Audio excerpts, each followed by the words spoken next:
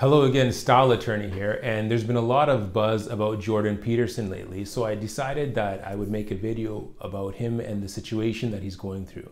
I'm trying to be as objective as possible because he's a very polarizing figure. Generally, people either love him or they hate him, and there's not a lot of nuance nowadays on the internet. So my goal is to kind of give you both sides of the equation, and hopefully you could form your own opinions. But full disclosure, I used to be a big fan of Peterson. This was like in 2017 when he first came out. And in fact, if you Google Jordan Peterson black students, you'll find a photo of me when he spoke at Western University. And it's a great shot. In fact, it was on the cover of the Sydney Morning Herald. And my opinion on him has changed a lot over the years. Some of the stuff he says I agree with. I don't know who would disagree with him on some of this stuff. But over the years, I've seen him kind of stray out of his area of expertise and give some opinions that have left me head scratching. So I used to be a big fan of him, but now I'm kind of ambivalent and I'm far too busy to care. Also, back then I used to think more the world was a big struggle between the left and right, but now I realize that the world's more a struggle between those that kind of control us, and we would like to fight over being the left and right. So I pulled up the complaint against him. I looked at it, and I also pulled up the reasons of the registrar's investigation. That's what's right here. And people are making it look like he's almost a victim of political persecution. He spoke out against the prime minister. He has these uncomfortable truths, and everyone's ganging up on him, and they're politicizing this process, and that's why he's being punished. And while I would agree that to an extent that's true, if you read the decision of the complaint, it's actually a bit more nuanced than that, and there are details as to exactly what he's being disciplined for and what he's not being disciplined for.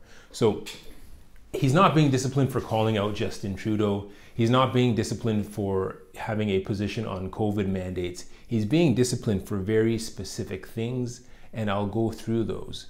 But first of all, the fact that people are making some of these complaints is cause for concern. Some of the complaints, in my opinion, are a weaponization of the discipline process of the college. So I don't like what you're saying, I'm going to file a complaint against you. And that happens to all of us. As a lawyer, sometimes you get complaints that are based on contempt.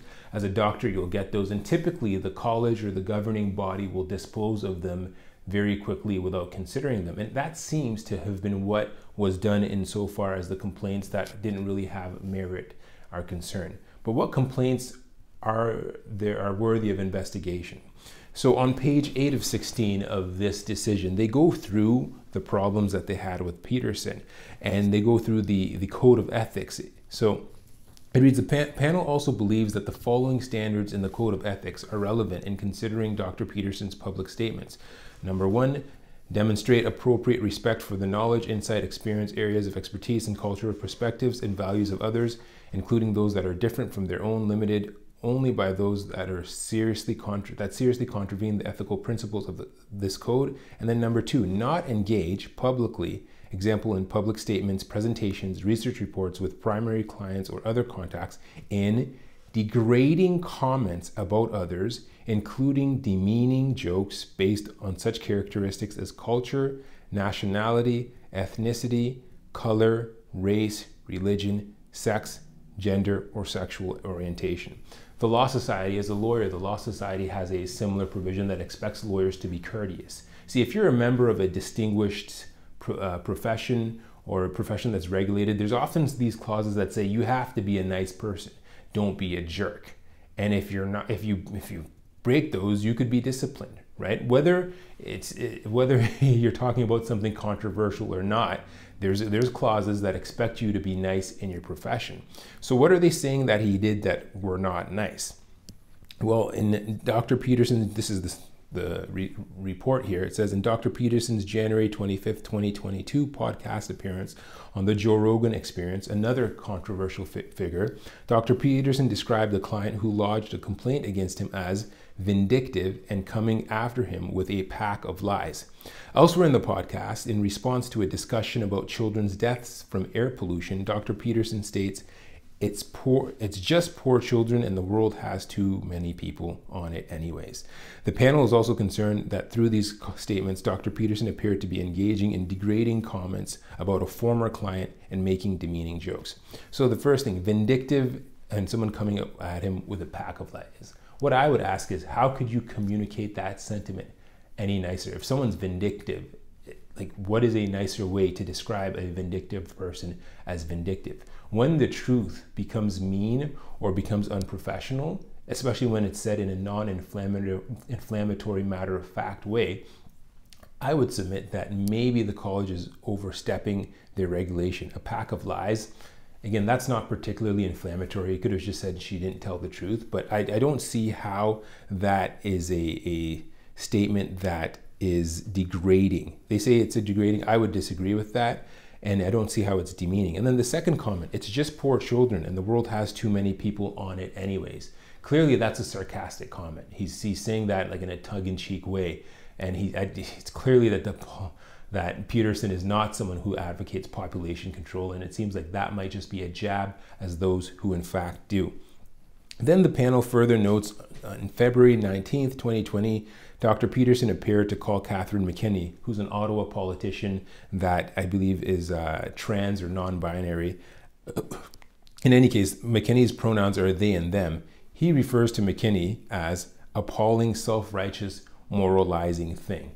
Again, that's not particularly nice. And in the context of this individual being a they and them, whatever the orientation might be, calling that individual a thing is something that clearly could be seen as degrading. Even calling someone that is not gender, whatever, that's not transgender or whatever the term is, calling them a thing in itself is not nice. So clearly, aside from his ideology about transgendered people, gender identity, and his views on that, just the manner in which he delivered it, if I were on a board or whatever adjudicating this, I would feel that that is a degrading and demeaning thing.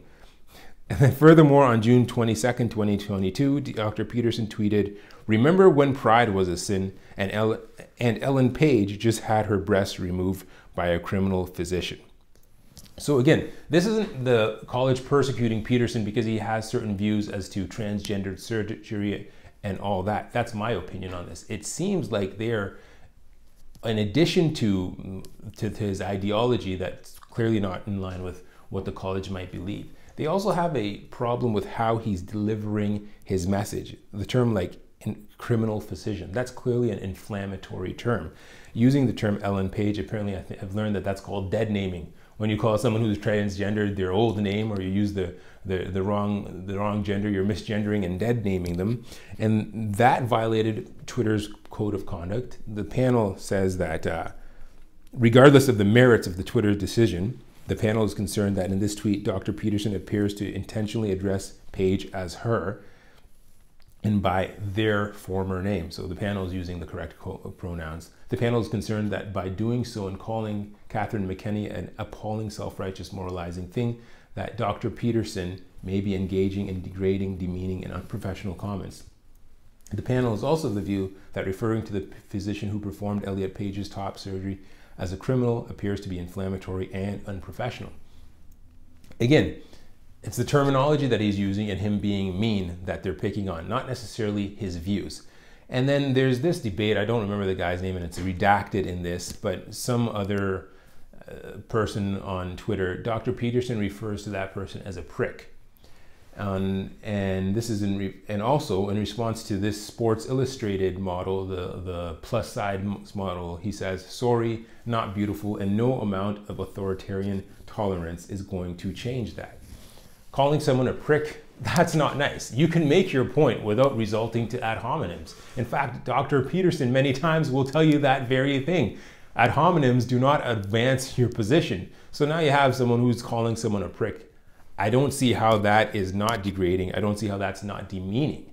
So even though he may have a point that he's trying to make, you can make the same point without calling someone a prick. And then lastly, sorry, not beautiful, and no amount of authoritarian tolerance is going to change that. Wow.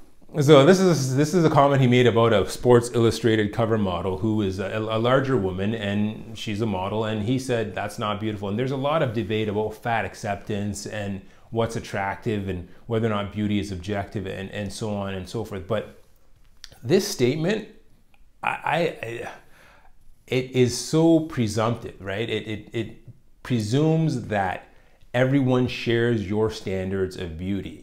I would even say it's Eurocentric in a sense, because there are a lot of people, there are a lot of classes of people that are known to like bigger women. You might know of them. You might make jokes if you have friends that fall into that category. To presume that his standard of beauty trumps all is I would say it's such a subjective and arrogant position, right? If I like redheads and then someone has brown hair, and I could be like, well, that person with brown hair is ugly. Only redheads are beautiful. It's such an arrogant position. But more than that, it's not like he had beef with this woman before. It's not like he knew her. It's not like she had done anything to him before. He just feels the need to share his opinion like a loose cannon on a Sports Illustrated model. Like, why you gotta say that? Why does it matter?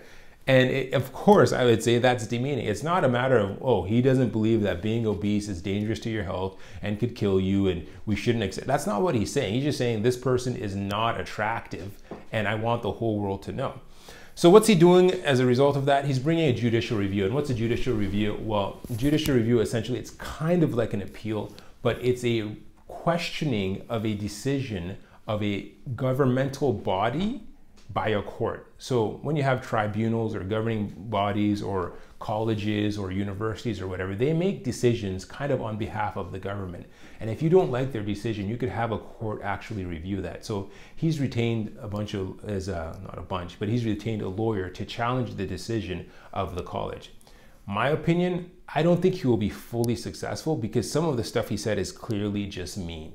Like, you can make your point, you could have controversial opinions, but you don't have to be a jerk when you're going about doing it. And some of the way he delivers his points, well, he can make the same point. He doesn't have to be a loose cannon. He doesn't have to be condescending. He doesn't have to be mean.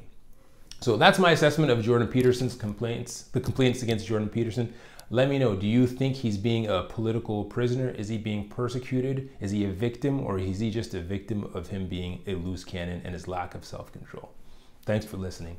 Like, share, subscribe.